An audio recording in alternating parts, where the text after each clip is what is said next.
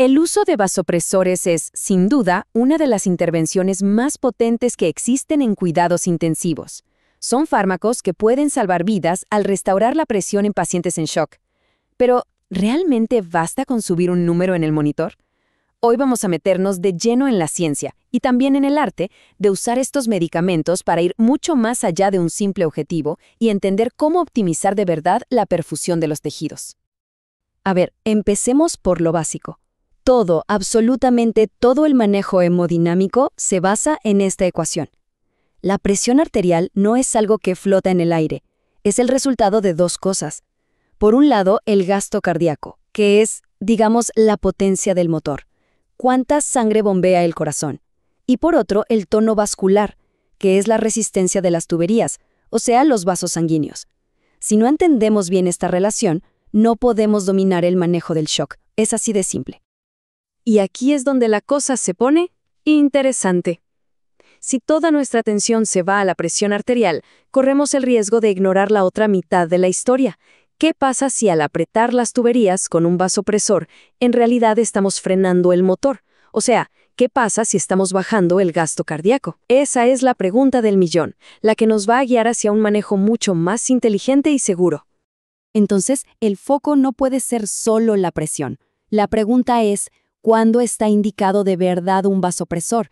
Y la respuesta no es, para nada, cuando la presión está baja.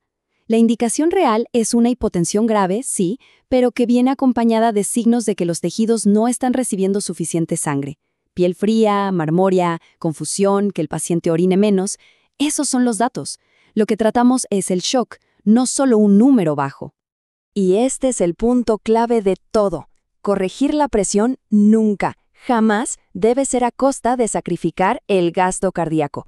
Porque si apretamos tanto los vasos que al corazón le cuesta un mundo bombear la sangre, pues sí, el número en el monitor se verá bonito, pero los órganos vitales estarán literalmente ahogándose por falta de oxígeno.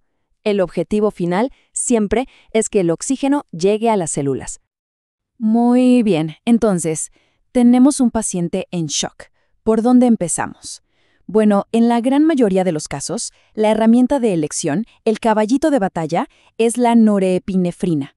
Es un fármaco robusto, predecible, pero es fundamental saber exactamente por qué es el preferido.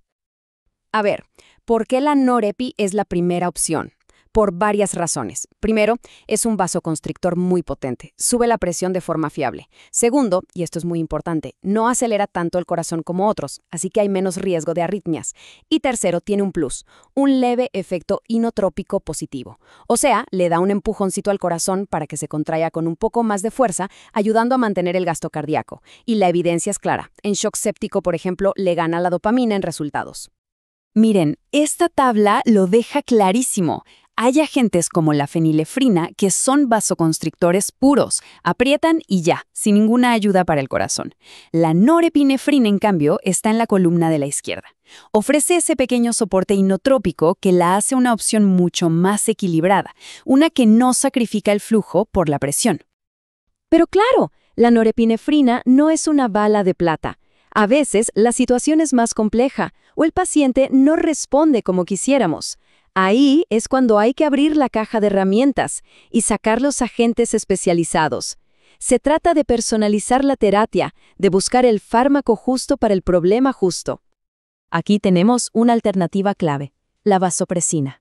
Este fármaco juega en otra liga, no es un vasopresor adrenérgico clásico. Actúa por una vía diferente y es especialmente útil cuando la vasodilatación es muy severa, como en el shock séptico. Además, hay estudios que sugieren que podría proteger los riñones y reducir el edema, e incluso que usarla temprano podría ser más efectivo. Pero, ojo, con la vasopresina hay que ser extremadamente preciso. La dosis tiene un techo muy claro, generalmente no más de 0.05 unidades por minuto.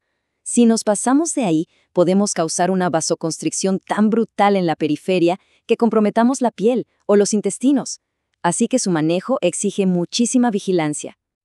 Y luego tenemos otra herramienta de precisión, la angiotensina 2. Este es un vasoconstrictor potentísimo, de verdad, que se reserva para esos casos de shock refractario que ya no responden a nada. Parece que funciona mejor en pacientes que tienen la renina alta, y curiosamente se ha visto que podría mejorar la oxigenación en pacientes con síndrome de dificultad respiratoria aguda, además de tener también posibles beneficios a nivel renal.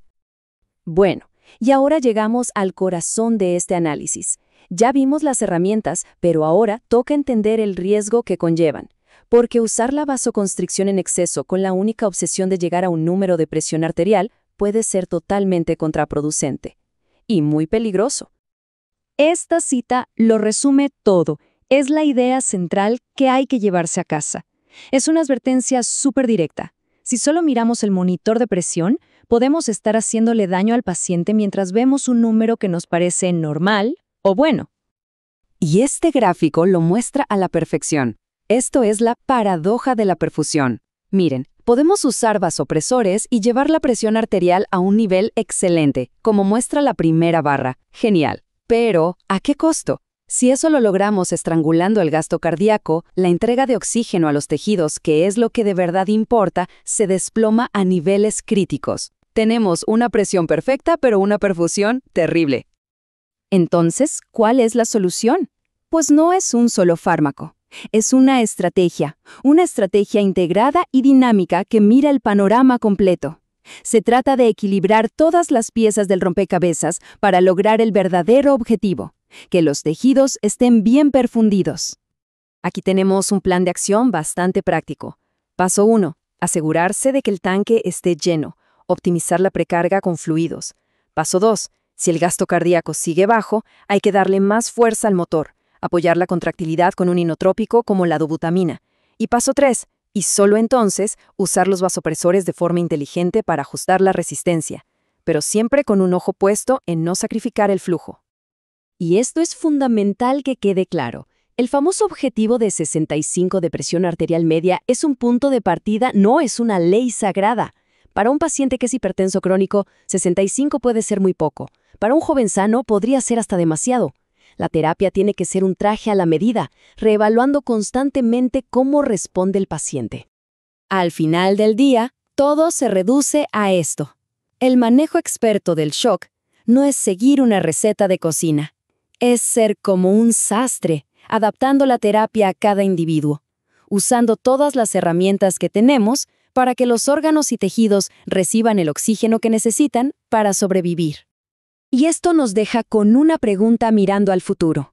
Con la tecnología de monitoreo que cada vez es más avanzada y nos da una visión más profunda del estado del paciente, ¿cómo va a evolucionar nuestra capacidad para personalizar estas terapias? El camino parece claro. Tenemos que alejarnos de los números simples y acercarnos a una comprensión fisiológica, real e individualizada de cada paciente en estado crítico.